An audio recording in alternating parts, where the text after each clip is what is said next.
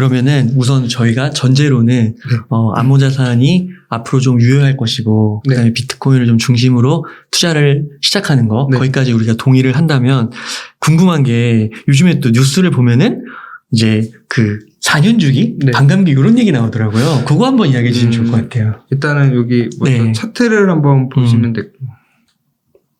보여드릴게요. 네. 이게 첫 번째 차트인데 제가 이거는 트레이딩 뷰라고 이게 코인뿐만 아니라 전 세계 모든 자산 거의 대부분 다 볼 수 있어요. 이게 유료 버전도 있고 무료 버전도 있는데 거기서 제가 비트스탬프라고 2011년부터 이제 거래소가 운영되는 차트인데 가장 긴 비트코인 차트를 갖고 있어서 여기로 한 거고요.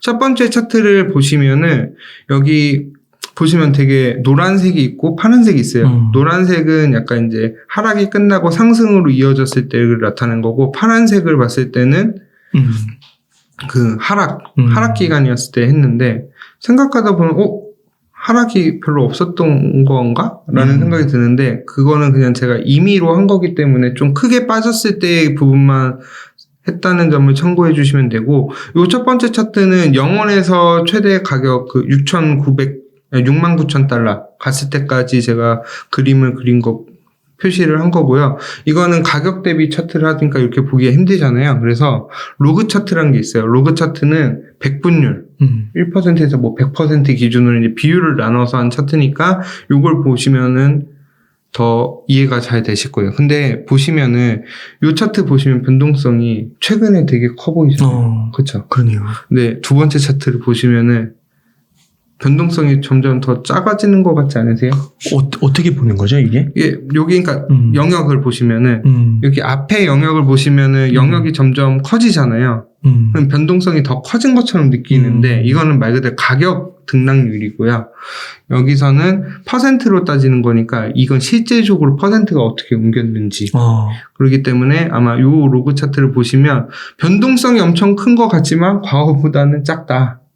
라는 거를 좀 이해를 하시면 되고. 지금 그러니까 요 앞에는 절대 가격으로 한 거고. 네. 여기는 퍼센트? 그러니까. 보세요. 만 원이. 그러니까 만 원에서 2만 원 간 건 2배잖아요. 그렇죠.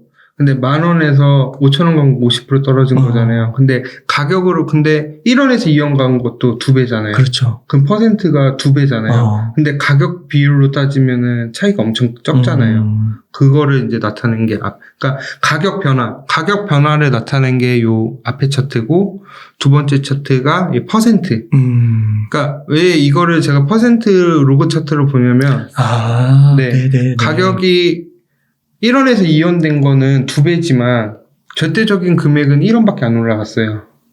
그러면은, 지금 10,000원 에서 2만 원 된 거랑은 차이가 많이 나잖아요. 그것 때문에 제가 말씀드린 거고. 이게 약간 그거랑도 비슷하네요. 그 기업 성장 보면. 네, 맞아요. 작은 기업에서. 큰 기업으로 중소기업 갈 때는 크게 성장하다가 어느 정도 대기업 가면 이게 좀 좀 이렇게 완만해지잖아요. 맞아요. 그거랑 비슷한 그래프네요.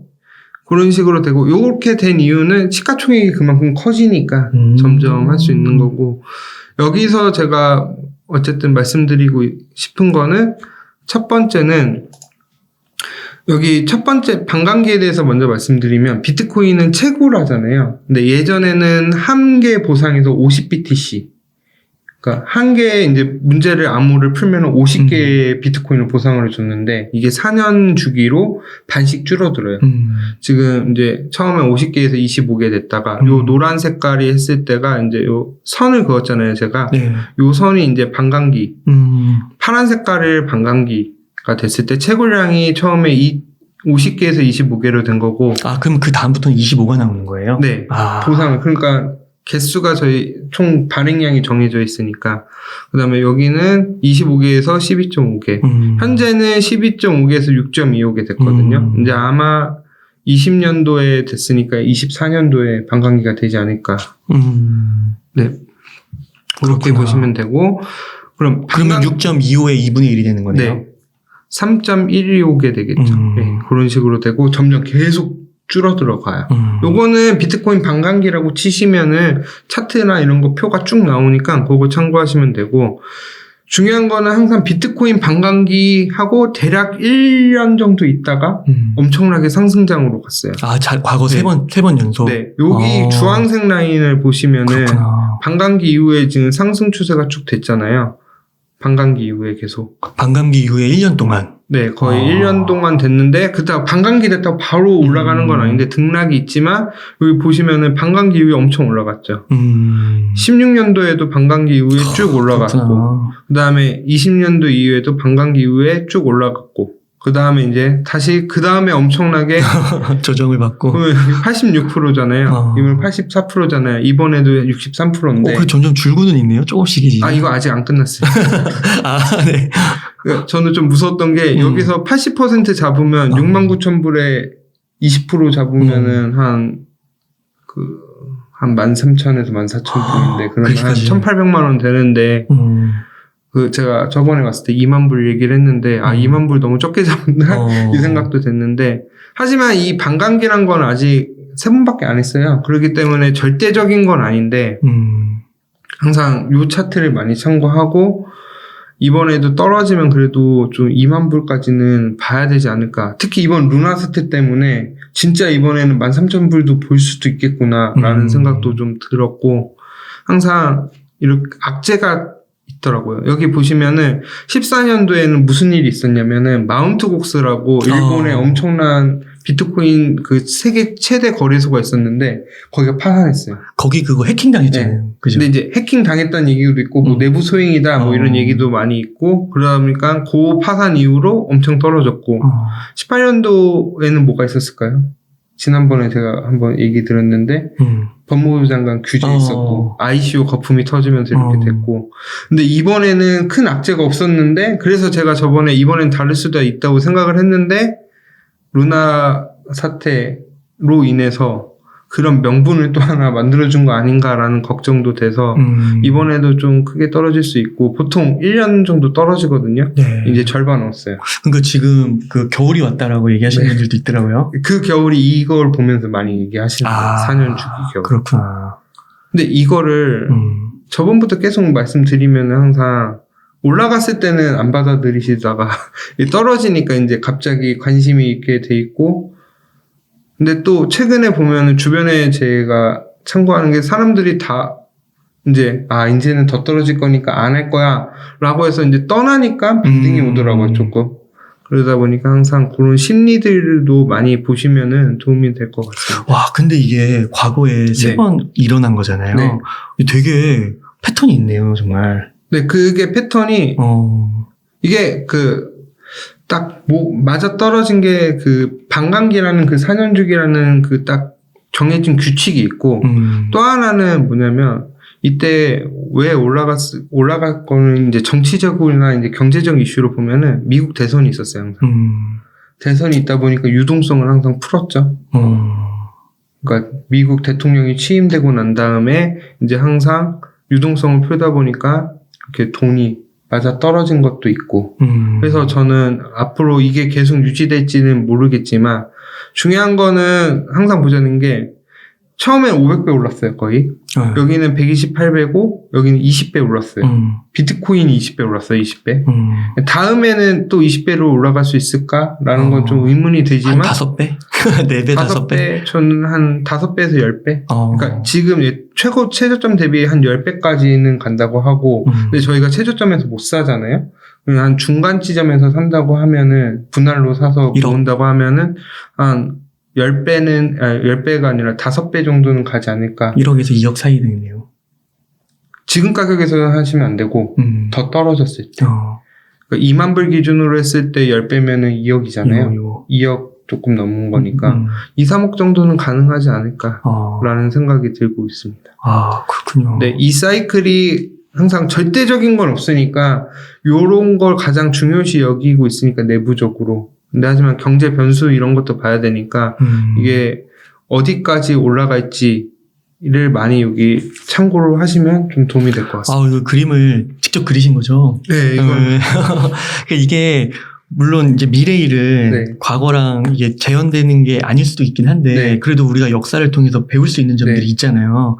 그래서 또 이걸 딱 보니까 확실하게 이 반감기가 이랬고 왜 반감기를 사람들이 많이 언급을 하는지 확 네. 이해가 되었습니다. 저도 솔직히 공부를 이제 직감으로 알다가 이거 자료 준비하면서 다시 한번 이제 꼼꼼히 살펴보다 보니까 너무 좋더라고요. 그래서 그리고 내가 너무 또 자신만만해하고 또 겸손하지 못했구나라는 것도 했고 너무 낙관적으로 보지 않아야 되겠다라는 걸 다시 한번 저는 생각하게 됐어요. 그러니까 그 주식 투자에서도 전문가분들이 그런 얘기 하시더라고요. 재무제표를 일단 보고 주식을 딱 매수할 때는 기술적 차트 꼭 봐가지고 이 정도면 사도 된다 이걸 판단하시더라고요. 그러니까 이런 것들도 참고하시면은 굉장히 좀 도움이 되지 않나 싶습니다. 꼭 요 차트가 아니라 거기 뭐 구글이나 이런 데 찾아보면 4년 주기 반감기 하면은 저 말고 더 디테일하게 자세하게 하신 분들이 너무 많아요. 자료 좋은 게 많으니까 참고해서 보시면 될 것 같습니다. 네. 그러면 이렇게 한번 설명을 해주셨고 앞으로 이제 어떤 일이 또 이제 벌어질지는 모르지만 이제 비트코인에 조금 긍정적인 면과 부정적인 면이 있다면 과연 우리에게 희망이 있는가? 그런 부분 한번 언급해 주시면 좋을 것 같아요. 저는 일단은 당분간은 안 좋은 관점은 맞아요. 경제가 지금 뭐 위기니 아니니 얘기는 많지만 어쨌든 지금 유동성이 빠지는 장이기 때문에 아직까지 비트코인은 위험자산으로서 역할밖에 못하고 자체적인 그런 펀더멘탈도 부족해요.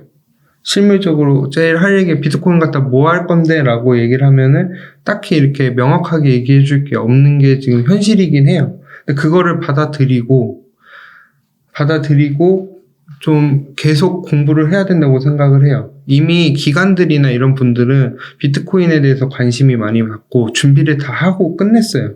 그런데 이제 가격이 흔들릴 때마다 사람들은 아까도 말씀드렸지만 관심을 떠나요. 떠나고 냉각기가 오고 나서 다시 올라갈 때 관심을 가지시거든요.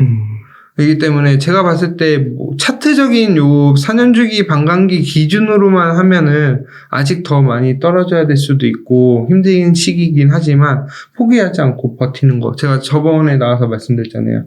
그 버티면 된다고.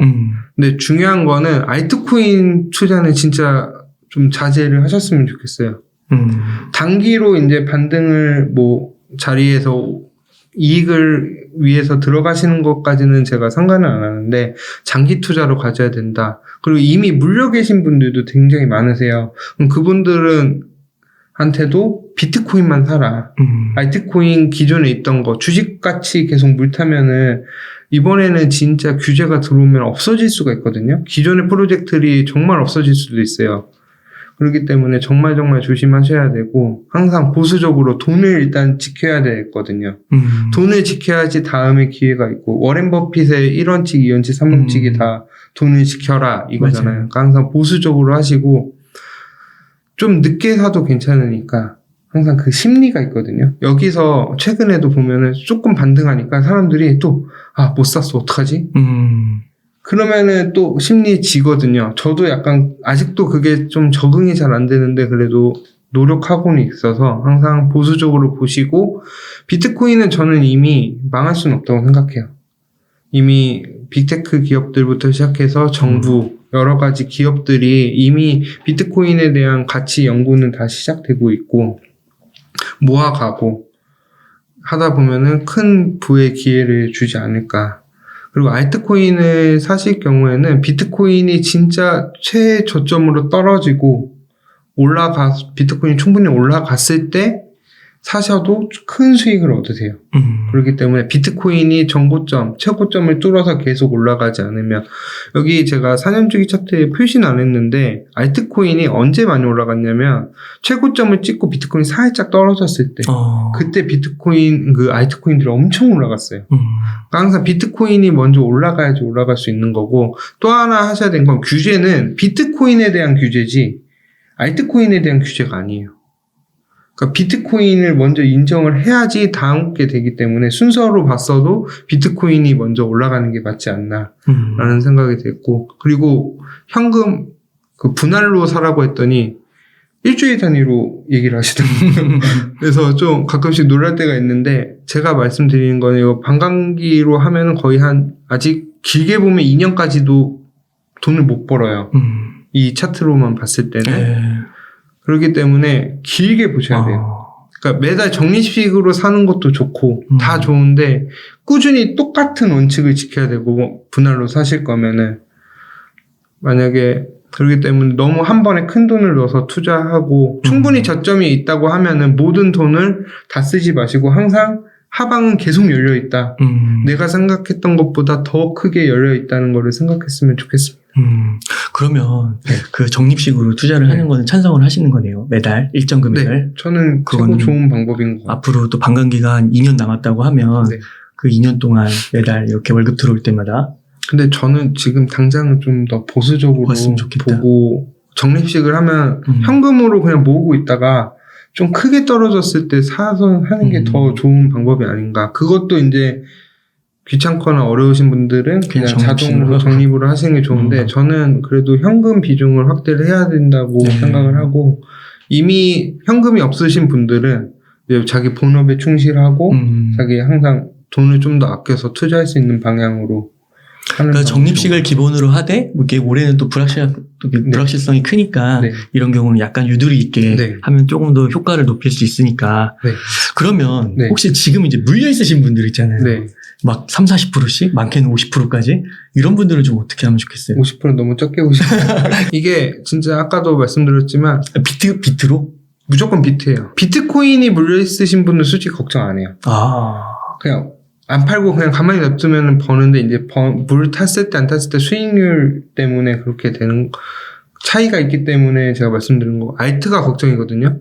알트는 진짜 상장 폐지되고 없어지는 게 생기고 있어요. 지금 점점 알게 모르게 계속 유의 종목 뜨고 이번에 라이트코인이라고 아세요? 라이트코인이라고 비트코인 약간 동생 느낌으로 새로 만든 건데 그 라이트코인은 굉장히 약간 비트코인이 금이라고 하면은 라이트코인 은이라고 해서 되게 평가가 좋았고 좋았는데 상장 폐지됐어요. 상폐가 아직 공지가 떴어요. 예정이라고. 아마 될 것 같은데 그게 왜 그러냐면 그 익명성 기능을 이번에 추가를 했거든요. 그것 때문에 이제 우리나라에서는 그게 되게 안 좋게 보고 익명성 코인들을 예전에 다 추방시켰거든요. 근데 여기서 뭐 제가 라이트코인이 상장 폐지된다 안 된다라고 말씀드리는 것보다 중요하게 봐야 될 거는 그렇게 좋다고 생각하는 라이트코인조차도 이미 상장 폐지가 되니 안 되니 얘기가 나오고 있는 거예요. 그렇구나. 그러면은 그 밑에 있는 코인들은 더 많이 나오지 않을까요? 은이라고 불렸는데도 이렇게 되는 거구나. 네. 그러니까 라이트코인은 좋게 봐요. 저도 지금 좋게는 보는데 가격적인 수요가 있을지도 이제 의문이 드는 거고 어쨌든 외국에는 다행히 아직 상장 폐지는 안 됐지만 특히 우리나라 알트코인들 대부분 뭐냐면은 해외 거래소에 상장된 게 별로 없어요. 우리나라에만 상장돼 있기 때문에 우리나라 상장에서 폐지되면은 어디서 팔 수도 없는 거예요. 말 그대로 진짜 디지털 숫자 그런 거기 때문에 그렇구나. 그러니까 그거를 왜 말씀드리냐면 이번 루나 떨어질 때 있잖아요. 제가 진짜 좀 충격받았던 게 제 주변에서도 루나 떨어지는 거 갖다가 단타로 그렇게 열심히들 하고 계시더라고요. 이게 그 BTC 마켓의 업비트에는 있었는데 그 1비트코인을 이제 1억 분의 1로 쪼개놨어요. 사토시라고 해서. 근데 이제 1사토시가 되면 더 이상 떨어질 데가 없잖아요. 그러니까 1에서 2사토시로 되면 2배잖아요. 그러니까 거기서 단타를 치고 있더라고요. 그런 걸 보면서 진짜 제가 뭐 말은 안 했지만 좀 그런 거 자꾸 투기적으로 행동을 하니까 자꾸 언론에서도 그런 식으로 안 좋게 보는 거고 결국에는 딱 생각하면 되죠. 1사토시에 사서 2사토시에 팔면 2배네? 엄청난 기회가 있을 수는 있는데 근데 진짜 말 그대로 거기서 더 이상 1사토시에서 2사토시로 안 올라가면 어떻게 할 거며 1사토시가 또 팔리냐? 팔 수도 없어요. 그 다음에 어떻게 될 건지도 항상 리스크를 생각을 해야 되는데 큰 기회가 있으면 항상 리스크도 크다는 점 항상 기억하셔야 되고 그 주식에서도 동전주 있거든요. 그런 거랑 비슷한 것 같네요. 어쨌든 좀 항상 보수적으로 하시고 그 알트코인 물리신 분들은 꼭 비트코인으로 물을 타시고 네, 그렇게 하시면 될 것 같습니다. 네. 예, 이렇게 해서 호필님께서 또 오늘도 이렇게 한번 중심을 암호자산 투자 어떻게 하고 비트코인 중심으로 투자를 하고 이런 중심을 좀 잡아주셨는데 네. 혹시 뭐 끝으로 강조하고 싶으신 말씀 있으실까요? 일단은 물론 지금 많은 분들이 힘들어 하실 거예요.